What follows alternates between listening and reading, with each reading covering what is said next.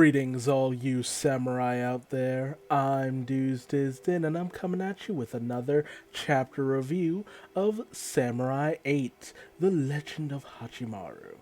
Now, or was it The Tale of Hachimaru? I can never remember. But this one is chapter 7, titled The Meeting, which is exactly that, the meeting of the samurai and his fated princess. So, Dorama finally gets underway actually explaining things to Hachimaru. And he talks about just how he's has the fated meeting between the samurai and the princess and how that's very important for his growth. Now Hachimaru at first isn't actually that interested in it because it doesn't really seem that important.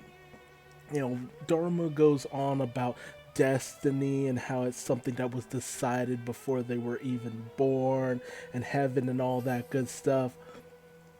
But honestly, there's no real reason for Hachimaru to kind of really be buying into all of this. He's only just learning most of this now, so it makes sense that he's not really interested in anything that Dorama is saying. He can't really comprehend it because there's no reason to. This is a kid who needs more context for what Daruma is actually saying, but Daruma talks in very cryptic languages and all that good stuff. And Hachimaru is very much not willing to truly listen. Now, we actually pick up with the two samurai from earlier before who were going around investigating the pig tank dudes, bandits, whatever. We also learn in this chapter that the head one is named Hagamichi. I don't know. Pronounced however. And by asking around in the town, they actually learned that the name of the samurai who destroyed the tank was Hachimaru. And he's just a bit of a child.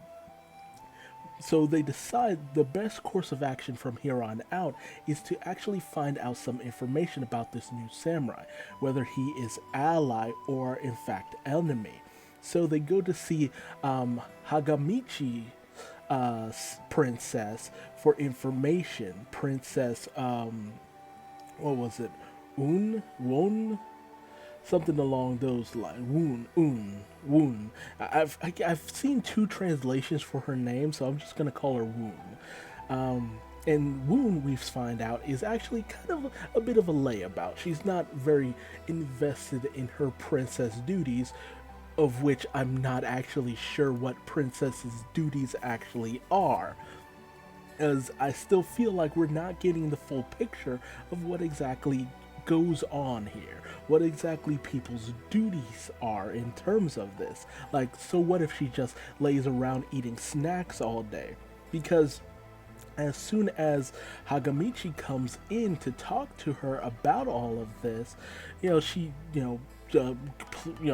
gussies up and starts flower arranging and stuff like that. And I'm just like, why would that even be something she would need to do?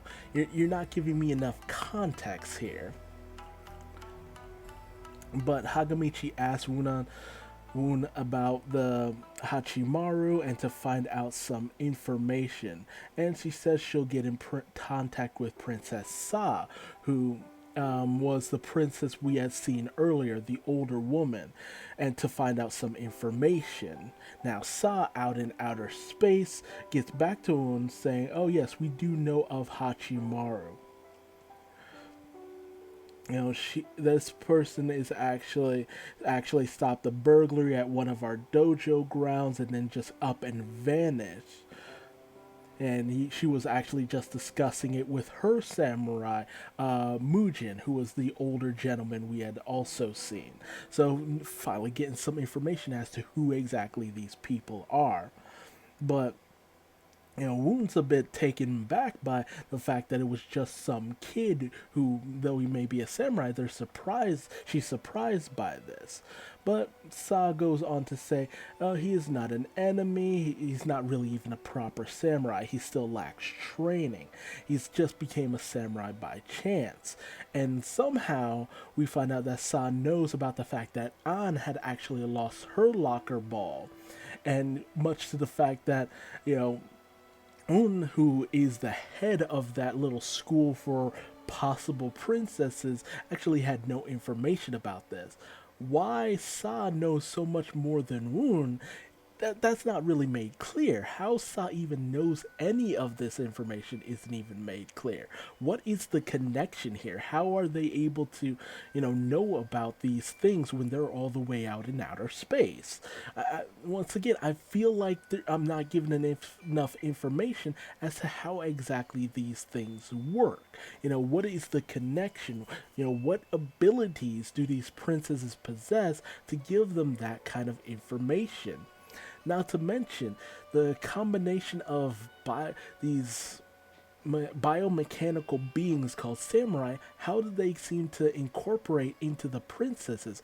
Are the princesses also biomechanical? Do they function much like living computers? What is the connection between princesses and samurai? I'm still waiting on a clear, defined answer, but we pick up in the princess school where they are flower arranging, and I'm not really down with this because it's just like, dude, you're literally regulating these female characters to just being gussied up homemakers for the most part with this flower arranging stuff, which is not inherently bad, but it's just like you're just relegating these females to one position and one position only. That doesn't see much actual action. Hell, I'm hoping down the line we see a role reversal, in fact, of a female samurai with a male princess. I feel like that would actually be fairly interesting. And Anne isn't bad. She has a bit of a quirky personality as she creates this kind of warthog looking flower arrangement, which looks really wicked. And she gets berated by her teacher up until when what's her name?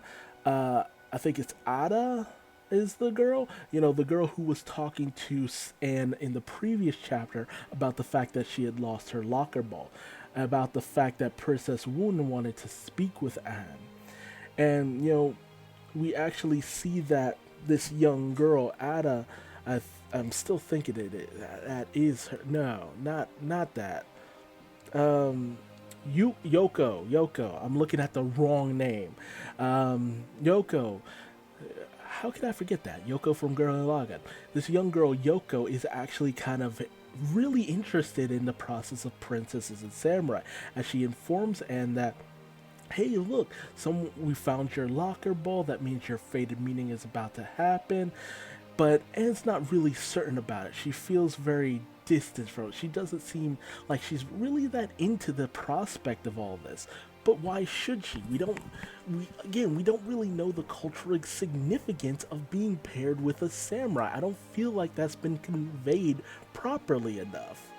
But, we still see this discussion between Woon and Sa about the fact that Hachimaru and Anne are fated to become together. They will use Anne to track down Hachimaru because of their strong magnetism, which will pull each other to each other.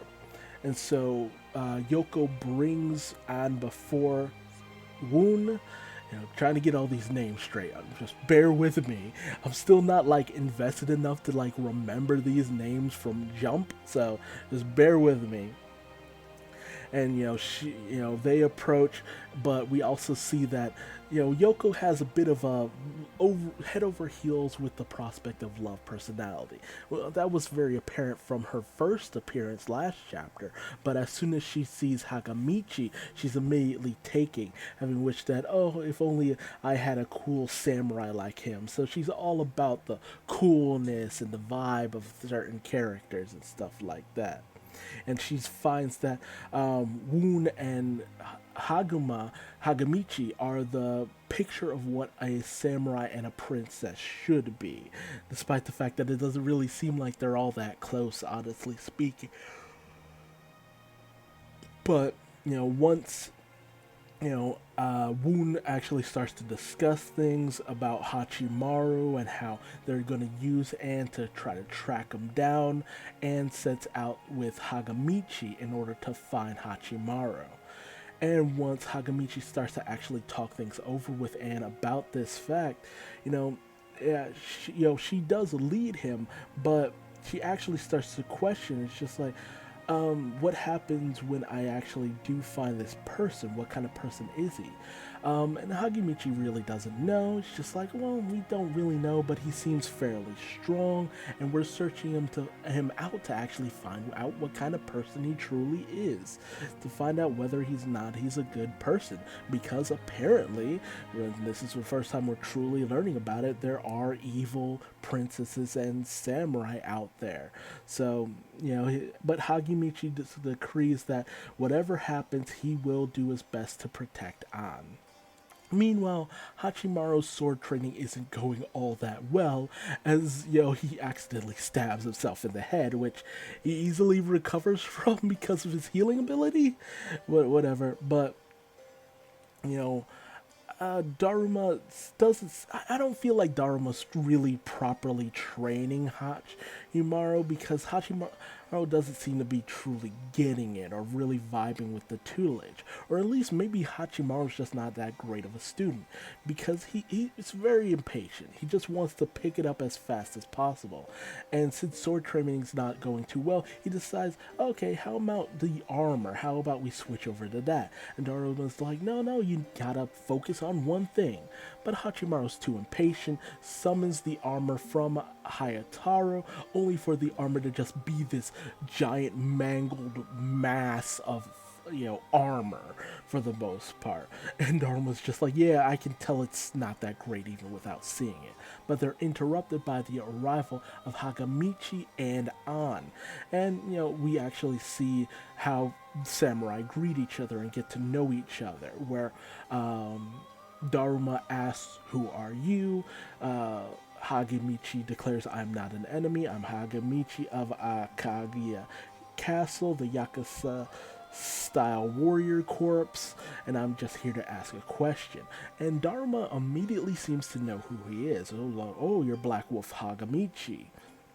And then we hear this robotic voice identification, identification complete. Yes, this is indeed Hagamichi of the Varyaska School of Martial Arts. So I'm just like, how did you process that?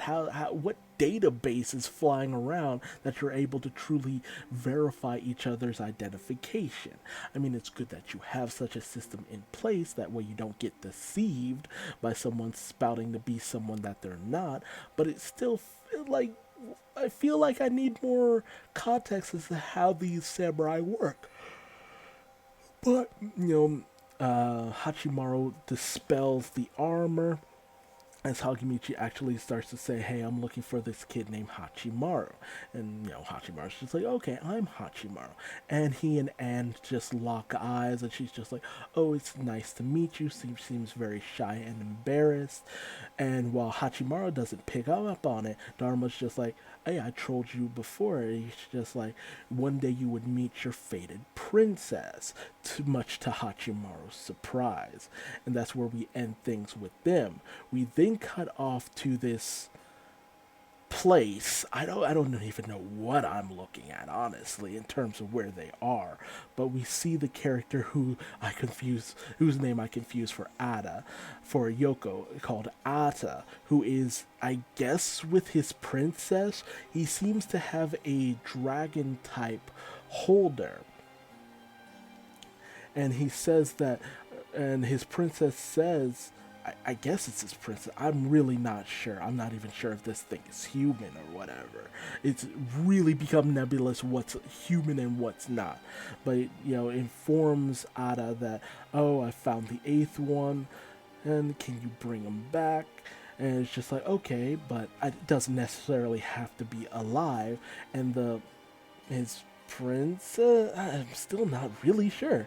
This creature looks female, kinda, but he declares that, if I don't have to bring him back alive, that should be fine. It's a cool design, cool things going on here. It just feels like for all the exposition that we don't get enough of it in the right places. Like, I have so many more questions with whenever more questions actually seem to be answered, because so much has just happened, so much just keeps happening, boom, boom, boom, boom, and it doesn't feel like there's enough time to really digest everything, you know. And that for the most part that's not bad. I mean, a lot of series don't really give you enough information or really get into the swing of things right out the gate. That tends to happen. It's not always just this groundbreaking thing. Sometimes it's a bit mundane. But I feel like the massive dump of dialogue just I can see it really turning off people. I'm not gonna quit the series, but I just feel like things feel too disjointed. Like I'm being explained everything that goes on in this series. I'm having it explained to me by someone else. I'm hearing it from word of mouth. And word of mouth doesn't really do things justification.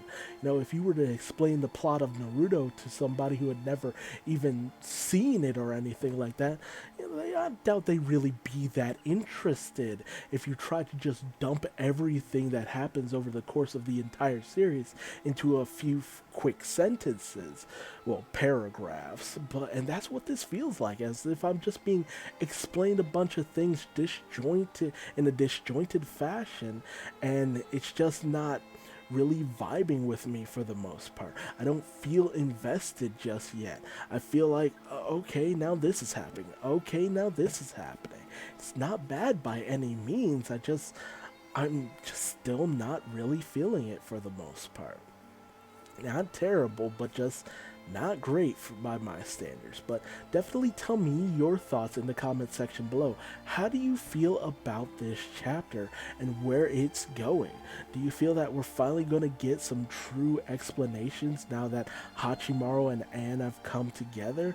And are you like me and not too keen on the way that it's been portrayed that princesses are? Like they're just this kind of thing on the back lines just to give the samurai information. I would like a little bit more depth for the princess, a little bit more than that at least. But Ada seems like he'll be a cool character, a lot better than that bandit leader, but who knows? I don't know. Maybe they'll be okay. Maybe someone will die. I don't know. I still don't feel invested. Again, tell me your thoughts in the comment section below. If you liked this video, leave me a like. If you didn't, leave me a dislike. Subscribe and hit the bell icon. That way you never miss out on another chapter review of Samurai 8. And if you want to find me on social media, just Google Duuz-Diz-Din. I'm everywhere, for better or for worse. And until the next video, just remember that it's all fate. That's how you meet and will befriend your fated princess or samurai. It's all just a matter of fate. Till next time, I'm going to bed. Bye-bye.